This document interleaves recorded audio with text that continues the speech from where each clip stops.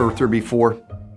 The question came to me years ago from a colleague of mine who'd recently returned from a speaking engagement, where he encountered a fellow who had printed out a large stack of evidence he claimed proved the earth that God created was flat.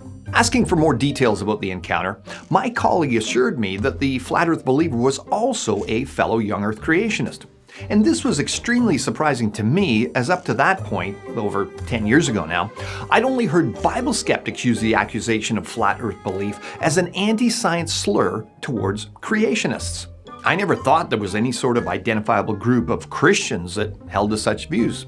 Equating belief in a flat earth as similar to belief in biblical creation has been a favorite tactic for atheists as a cudgel to discredit and demean opposition to the story of evolution for quite a while now.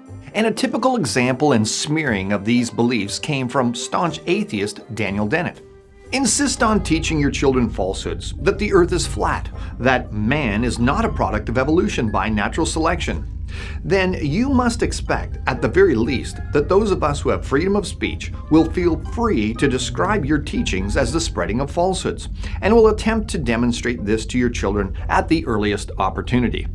Now, a standard comeback to skeptics that I used around this encounter was pointing out, according to a 2011 Live Science article, that the head of the Flat Earth Society was an evolutionist and believed in global, discal warming. The Flat Earth Society is an active organization currently led by a Virginian man named Daniel Shenton.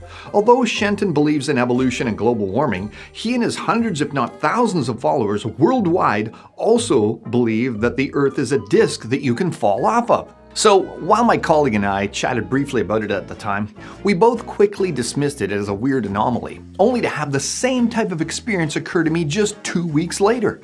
Now, since then, I've witnessed flat earth beliefs grow in leaps and bounds, and I've been billeted by folks with such beliefs while on speaking tours. I've chatted with people in my home church who held to it and engaged in online discussions with flat earthers as well. Now, I personally don't believe that either scripture or science supports such belief, but I've dialogued with many who do. And let's just say it's been an interesting experience over the past few years. I've had several slurs sent my way from the flat earth crowd, and the favorite of my wife and I is when one of my detractors called me spinning ball boy. And as you can imagine, that really stings to this day. I've also been accused of being non-biblical, a science denier, anti-God, Satan's tool, spiritually deceived, and even a heretic. Now, I should mention at this point that just like any generalized group, such as young earth creationists, for example, flat earth believers are not monolithic in their views. And I assume that many are very gracious and charitable in their exchanges, although personally, I've mostly experienced a rather negative dialogue. But I don't wish that anyone with flat earth beliefs listening to this think I've kind of painted them with the same brush. I freely admit that I've met other biblical creationists that were rather mean-spirited in their approach, and I've seen some express belief in evidence for creation that I don't find credible. So let's face it, there are bad actors in every camp that we could mention.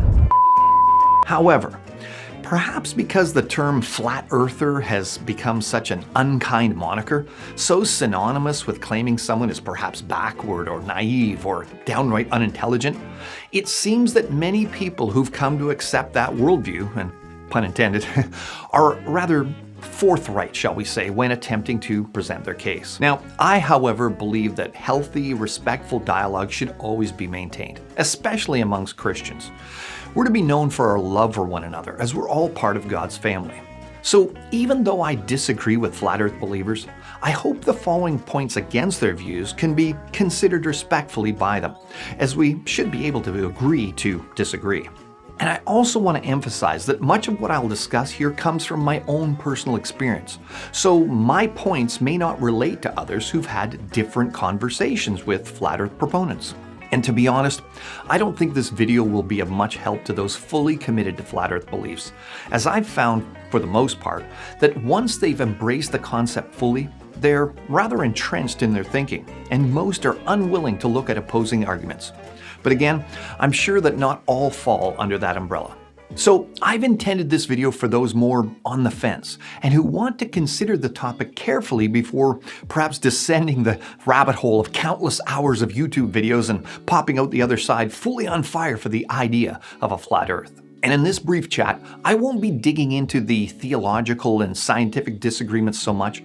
Rather, I'll be dealing with 3 specific arguments I've heard repeatedly from flat Earth proponents that I hope to show aren't valid.